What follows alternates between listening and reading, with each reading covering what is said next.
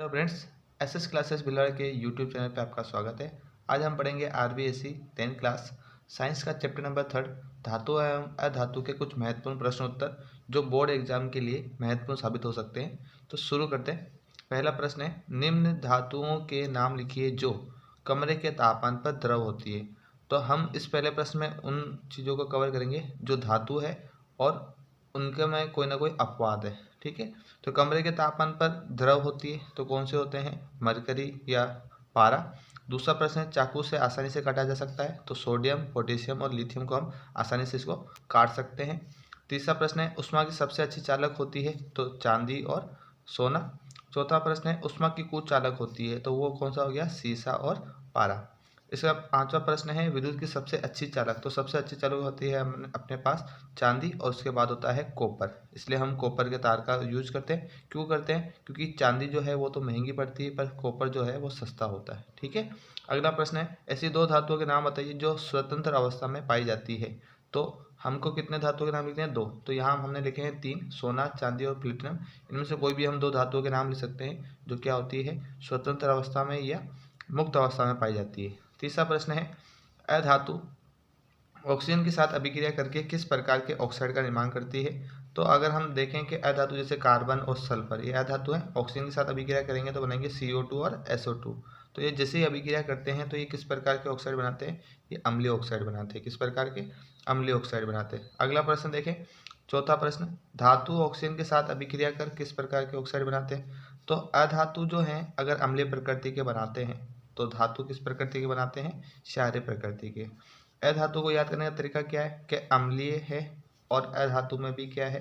अ है, मतलब दोनों में अ है। तो इसके अनुसार हम बता लगा सकते हैं कि अधातु हमेशा कैसे होंगे? अम्लीय ऑक्साइड प्रकृति के होंगे। ठीक है, धातु ऑक्सीजन के साथ की बात करें तो इसमें सोडियम जो है वो धातु है और मैग्नीशियम क्या है? धातु है। तो इनके ऑक्साइड किस प्रकृति के होने वाले हैं? क्षारीय प्रकृति के। अगला प्रश्न है पांचवा, एक्वा रेजिया में HCl व HNO3 का अनुपात। तो अगर हम HCl और HCl अनुपात HNO3 तो ये मिलाएंगे तो HNO3 क्या होता है?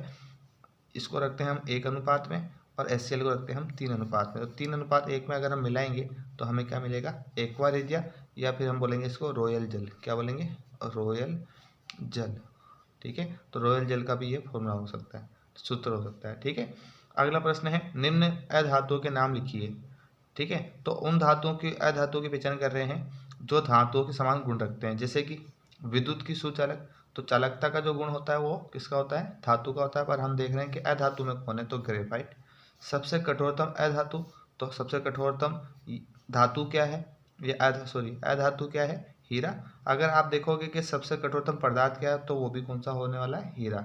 जो चमकदार होती है तो चमकदार अधातु कौन सी होती है? आयोडीन होता है। फिर है जो द्रव अवस्था में पाई जाती है तो ब्रोमीन जो है वो कैसी अवस्था में पाई जाती है? द्रव अवस्था में पाई जाती है।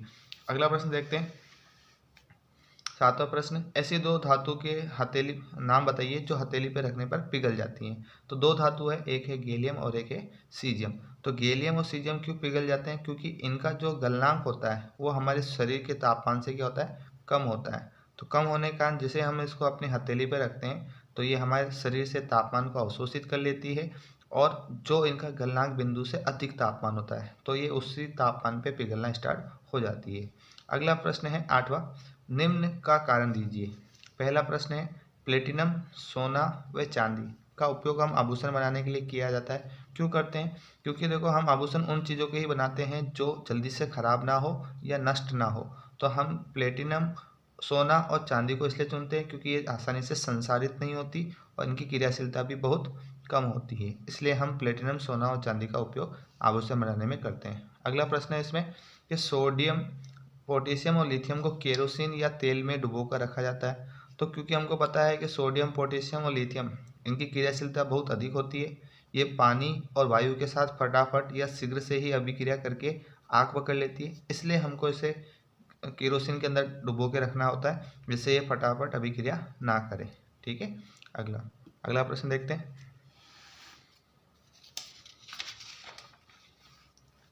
तीसरा है, एल्यूमिनियम अत्यधिक क्रियाशील धातु है फिर भी इसका उपयोग हम भोजन पकाने के बर्तन में किया जाता है। तो क्यों करते हैं? तो देखो एल्यूमिनियम जो होता है क्रियाशीलता तो है पर ये जब वायु से अभिक्रिया करती है तो ये अपने ऊपर एक परत बना लेती है जिसका नाम है एल्यूमिनियम ऑक्साइड। तो ये ऊपर वाली परत जो होती है वो कैसी हो जाती है, अंदर वाले जो एल्यूमिनियम है उसको अक्रियाशील बना देती है, मतलब ये परत उसकी रक्षा करती है अंदर वाले एल्यूमिनियम की।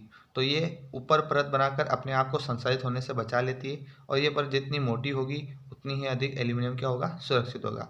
क्योंकि यहाँ पे एल्यूमिनियम क्या हो जाएगा, अक्रियाशील हो जाएगा इस अवस्था में, इसलिए हम इसका बर्तन पकाने खाना पकाने वाले बर्तन में भी इसका उपयोग कर सकते हैं। फिर है चौथा, तांबा या धातु के बर्तन में दही या खट्टे पदार्थों का भंडारण नहीं किया जाता। क्यों नहीं किया जाता? क्योंकि तांबा और धातु जो है ये क्या करते हैं, दही में उपस्थित जो खट्टे पदार्थ, दही में उपस्थित जो अम्ल है उससे अभिक्रिया कर सकते हैं, और अभिक्रिया करने पर उसे क्या कर सकते हैं, धातु को संसारित कर सकते हैं। तो क्योंकि धातु अगर संसारित हो जाएगा तो खाना भी खराब हो जाएगा और धातु भी संसारित हो जाएगी, इसलिए दही या खट्टे पदार्थ जो होते हैं वो उसको हम तांबे के बर्तन में नहीं रखते हैं। ठीक है, अगला प्रश्न है, निम्नलिखित की परिभाषा लिखिए। पहला प्रश्न है खनिज। तो खनिज क्या होते हैं? पृथ्वी की भू प्रॉपर्टी पर, भू प्रॉपर्टी का मतलब जो सबसे ऊपर वाली भाग होता है उस वाले भाग में प्राकृतिक रूप से पाए जाने वाले तत्वों या यौगिकों को हम क्या कहते हैं, खनिज कहते हैं। ठीक है, अगला प्रश्न है अयस्क। अयस्क किसके कहते हैं? तो ऐसे खनिज जिनमें किसी एक धातु की मात्रा अत्यधिक होती है, यह जिसे निकालना क्या होता है, लाभकारी होता है। तो हम ऐसे खनिज ढूंढेंगे जिसमें किसी एक प्रकार की धातु पाई जाती है। जैसे हम चुनेंगे बॉक्साइट। क्या चुनेंगे? बॉक्साइट। तो बॉक्साइट जो है वो होता है एल्यूमिनियम का अयस्क। मतलब अगर मुझे बॉक्साइट मिलेगा और उसमें से मैं अगर एल्यूमिनियम निकालूंगा तो मुझे काफ़ी मात्रा में एल्यूमिनियम मिलेगा भी, और उसे निकालना मेरे लिए लाभकारी भी होगा। तो बॉक्साइट क्या होगा, एक अयस्क होगा। ठीक है, फिर है भर्जन। तो भर्जन क्या होता है? भर्जन को हम अंग्रेजी में बोलते हैं रोस्टिंग, ROASTING, रोस्टिंग। रोस्टिंग का मतलब होता है किसी को भुनना। तो भुनने को मतलब जब हम किसी चीज़ को भुनते हैं तो ऑक्सीजन की पर्याप्त मात्रा में उसको भुना जाता है। तो सल्फाइड अयस्क को वायु की उपस्थिति में, तो हम यहाँ पे क्या लेने वाले हैं, अयस्क, वो भी कौन से, सल्फाइड के। जब हम वायु की उपस्थिति में अधिक ताप पर गर्म करते हैं तो ये ऑक्साइड में परिवर्तित हो जाते हैं। तो जो सल्फाइड अयस्क को ऑक्साइड में परिवर्तित करने का जो प्रक्रिया है वायु की उपस्थिति में, उसी प्रक्रिया को हम क्या कहते हैं, भर्जन कहते हैं। जैसे ZnS, तो ये सल्फाइड और है, ठीक है, जिंक का। जैसे हम ऑक्सीजन से अभिक्रिया कराएंगे और ताप देंगे तो क्या होगा, सल्फर जो ऑक्सीजन के साथ अभिक्रिया करके SO2, और Zn जो है वो जिंक ऑक्साइड में, मतलब इसके ऑक्साइड में परिवर्तित हो जाएगा। दूसरा प्रश्न है इसका निस्तापन। तो भर्जन हम यूज करते हैं किसके लिए, सल्फाइड अयस्क के लिए। निस्तापन हम यूज करते हैं कार्बोनेट अयस्क के लिए। दूसरा क्या है, भर्जन में हम ऑक्सीजन की पर्याप्त मात्रा रखते हैं, जबकि निस्तापन हम सीमित मात्रा या अनुपस्थिति, ऑक्सीजन की अनुपस्थिति में गर्म किया जाता है। तो कार्बोनेट अयस्क को सीमित वायु में अधिक ताप पर गर्म करने से ये ऑक्साइड में परिवर्तित हो जाते हैं, और इस प्रक्रिया को क्या कहा जाता है, निस्तापन कहा जाता है। तो जैसे जिंक कार्बोनेट है, तो ये कौन सा कार्बोनेट अयस्क हो गया, जिंक का। जैसे हम इसको गर्म करेंगे तो ये क्या करेगा, इसमें से CO2 को उत्पन्न कर देगा, और इसमें से एक ऑक्सीजन जो बचेगी वो ZnO के रूप में रह जाएगी। ठीक है, अगला प्रश्न है गैंग। तो गैंग किसे कहते हैं? तो जब हम पृथ्वी से खनिजों को निकालते हैं तो उन अयस्क में उपस्थित मिट्टी, रेत, तो हम कह सकते हैं जितनी भी अशुद्धियाँ होती है, ठीक है, धातु के अलावा जितनी भी अशुद्धियाँ होती है वो क्या कहलाएंगी, हमारे गैंग कहलाएगी। ठीक है, फिर अगला प्रश्न, एनोड पंख किसे कहते हैं? तो एनोड पंख क्या होता है कि जब हम विद्युत अपघटन विधि अपनाते हैं, किसके लिए, धातु के परिष्करण के लिए, तो उसमें जो अशुद्धियाँ होती है तो वो अशुद्धियाँ कहाँ जाके बैठ जाती है, एनोड के तली पर जाकर बैठ जाती है। एनोड के तली पर जो अशुद्धियाँ जमी जाती है, निक्षेपित होती है, उस निक्षेपित अशुद्धियों को हम क्या कहते हैं, एनोड पंख कहते हैं। क्या कहते हैं, एनोड पंख कहते हैं। ठीक है, अगला है इसमें यसद लेपन। तो यसद लेपन से हम याद रखते हैं कि यसद मतलब यहाँ पे हम जस्ता का इस्तेमाल करेंगे या जिंक, है ना। तो लोहे व इस्पात को जंग से सुरक्षित रखने के लिए हम उस पर जिंक की या जस्ते की पतली परत चढ़ा देते हैं। तो ये जो पतली परत चढ़ाने की विधि है इसी को हम क्या बोलते हैं, यसद लेपन कहते हैं। ठीक है, अगला प्रश्न देखते हैं, क्या है अगला प्रश्न हमारा, मिश्र धातु कि मिश्र धातु किसे कहते हैं? तो मिश्र धातु के लिए हम देख लेते हैं। ठीक है, तो दो धातुओं से अधिक धातुओं के, दो या दो से अधिक धातुओं के समांगी मिश्रण को हम क्या कहते हैं, मिश्र धातु कहते हैं। तो बोल रहा है कि मिश्र धातु का मतलब ये क्या हुआ कि हमने समांगी मिश्रण किया, मतलब हम उनमें विभेद नहीं कर सकते हैं कि किन किन धातुओं को मिलाया गया है। ठीक है, जैसे इसमें नोट किया जाए, क्या नोट है, यदि मिश्र धातु या मिश्र धातु में एक धातु क्या हो, पारद हो या पारा हो, तो उस मिश्र धातु को हम क्या कहेंगे, अमलगम कहेंगे। ठीक है, अगला है पीतल। पीतल के भी एक क्या है, मिश्र धातु है। किस किस से बना होता है ये, तांबा और जस्ता से मिलकर बना होता है। कांसा, कांसा भी एक मिश्र धातु है, एक से मिलकर बना होता है, तांबा और टिन से मिलकर बना होता है। सोल्डर, जो हम सोल्डिंग करने के या दो वायर को जोड़ने में है ना काम आता है, तो उसके लिए क्या सा होता है, वो किससे मिलकर बना होता है, तो सीसा और टिन से बना होता है। स्टेनलेस इस्पात या बोल सकते हैं स्टेनलेस स्टील, वो किसका बना होता है, तो हम उसमें लोहे के अंदर निकल और क्रोमियम का मिश्रण डाला जाता है, समांगी मिश्रण बनाया जाता है, उसी से हमको क्या मिलता है, स्टेनलेस इस्पात मिलता है। ठीक है, अगला प्रश्न है थर्मिट अभिक्रिया किसे कहते हैं, उदाहरण सहित समझाइए। मोस्ट इंपोर्टेंट अभिक्रिया है। ठीक है, तो थर्मिट अभिक्रिया क्या है, एक विस्थापन अभिक्रिया, पहली बात तो। ठीक है, विस्थापन के साथ साथ जब अभिक्रिया में विस्थापन होता है तो उसमें उष्माक्षेपी अभिक्रिया भी है, मतलब कि उसमें बहुत अधिक मात्रा में ऊष्मा उत्पन्न होगी। तो कुछ विस्थापन अभिक्रियाएं कैसी होती है, अत्यधिक ऊष्माक्षेपी होती है, तो ये विस्थापन भी है और ऊष्माक्षेपी भी है, जिस कारण क्या होगा कि जो ऊष्मा है वो क्या करेगी, धातुओं को गला देगी। तो हमको जो धातुएं मिलेगी वो किस अवस्था में मिलने वाली है, गलित अवस्था में। किसमें, गलित अवस्था में, जिसका उपयोग पटरी व मशीन पुर्जों की दरारों को जोड़ने में किया जाता है। तो जितनी भी रेल पटरी होती है, मशीन के कोई पुर्जे हैं टूट गए हैं, तो उसके लिए हम कौन सी अभिक्रिया का इस्तेमाल करते हैं, थर्मिट अभिक्रिया। थर्मिट का मतलब ही होता है गर्म होना। तो यहाँ पे ये क्या अभिक्रिया क्या कहलाएगी, इस अभिक्रिया को हम बोलेंगे थर्मिट अभिक्रिया, जिससे क्या होगा, हमको धातु गलित अवस्था में मिलेगी और गलित अवस्था में पुर्जों में आसानी से धातु को पहुंचाया जा सकता है और उन पुर्जों को जोड़ा जा सकता है। तो Fe2O3 जो है ये हमारे पास फेरस का ऑक्साइड है। जब हम इस पे एल्यूमिनियम के चूर्ण को डालेंगे और उसको गर्म करेंगे तो हमको क्या मिलेगा कि Fe जो है वहाँ से विस्थापित हो जाएगा और एल्यूमिनियम वहाँ पे आ जाएगा, तो एल्यूमिनियम ऑक्साइड बन गया। साथ में ये जो ऊष्मा उत्पन्न होगी, ये ऊष्मा क्या करेगी, इसको लोहे को पिघला देगी, और जब लोहे पिघलेगा तो वो क्या हो जाएगा, दरारों के अंदर जाके बैठ जाएगा और वहाँ पे क्रैक जो है, दरार जो है वो पूरे बंद हो जाएंगे। ठीक है, अगला प्रश्न है सक्रियता श्रेणी किसे कहते हैं, जिंक को आयरन सल्फेट के विलयन में डालने से क्या होता है। तो सक्रियता श्रेणी का मतलब ही पता लग रहा है कि हमने कोई सूची बनाई है जिसमें हमने क्रियाशीलता के आधार पर धातुओं को जमाया है। ठीक है, तो धातुओं की वह सूची जिसमें धातुओं की क्रियाशीलता को अवरोही, अवरोही का मतलब होता है घटते क्रम में, किस क्रम में, घटते क्रम में व्यवस्थित किया गया है, उसे सक्रियता श्रेणी कहते हैं। जैसे यहाँ पे potassium, sodium, calcium, magnesium, aluminium, zinc, ferrous, lead, hydrogen, copper, mercury, चांदी, सिल्वर हो गया, सोना हो गया, गोल्ड हो गया, और यहाँ हो गया प्लेटिनम। तो इसको हमने एक ट्रिक से पढ़ रखा है कि काशीनाथ का माली आलू जरा फीके पकाता है, कौन है आगे आओ पीटूंगा। तो इससे अगर हम पढ़ेंगे तो हमको पता लग जाएगा, आसानी से याद हो जाएगा कि कौन कम से क्रियाशील है। तो जो सबसे नीचे हैं वो सबसे कम क्रियाशील और जो सबसे ऊपर हैं वो सबसे अधिक क्रियाशील। तो इस श्रेणी में हमारे पास सबसे अधिक क्रियाशील है पोटेशियम और सबसे कम क्रियाशील है प्लेटिनम। ठीक है, अगला प्रश्न है,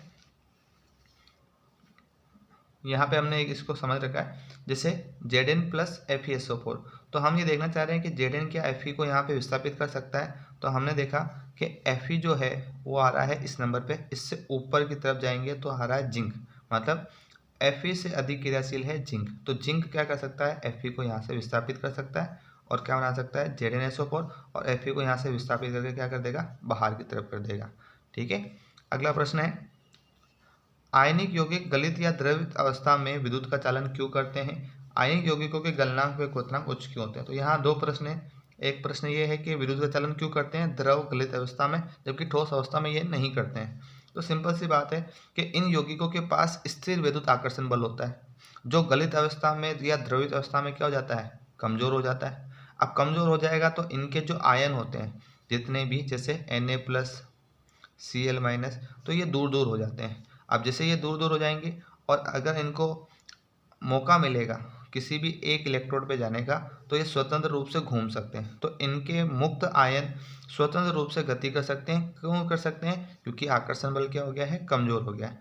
इसी कारण विद्युत का चालन करने लग जाते हैं।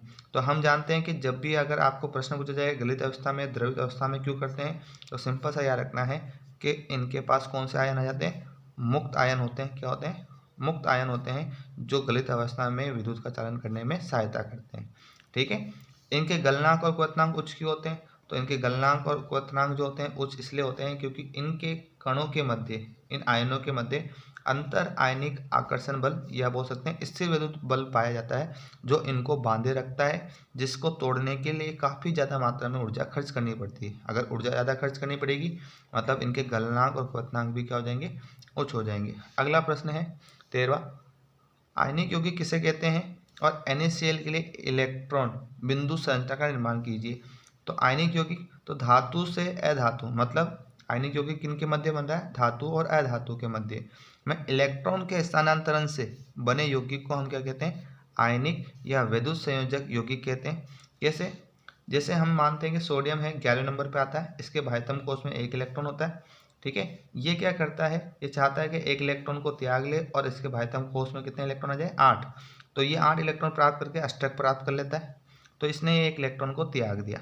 जबकि Cl में 7 इलेक्ट्रॉन है भाइतम कोश में, इसको 1 इलेक्ट्रॉन की ओर आ सकता है, तो ये 1 इलेक्ट्रॉन को ले लेगा। तो यहाँ पे सोडियम इलेक्ट्रॉन दे रहा है और क्लोरीन को इलेक्ट्रॉन क्या आ सकता है? तो सोडियम किसको इलेक्ट्रॉन दे देगा? डायरेक्ट हम दे देंगे कि सोडियम जो है वो डायरेक्ट किसको इलेक्ट्रॉन दे देगा? क्लोरीन को। तो क्लोरीन पे इलेक्ट्रॉन जाएगा तो उस पर तो आ जाएगा माइनस। ठीक है, उस पर तो आ जाएगा माइनस, और जिससे इलेक्ट्रॉन गया उस पर आ जाएगा प्लस। हम जानते हैं कि प्लस और माइनस के बीच में एक बल लगता है जिसे हम बोलते हैं विद्युत आकर्षण बल। तो ये विद्युत आकर्षण बल दोनों आके इसको क्या कर लेंगे? पास पास में आ जाएंगे, और Na प्लस के पास कौन आके बैठ जाएगा? Cl माइनस आके बैठ जाएगा। तो इस तरह से हमारा क्या बन जाएगा? आयनिक यौगिक बन जाएगा। ठीक है। अगला प्रश्न देखते हैं।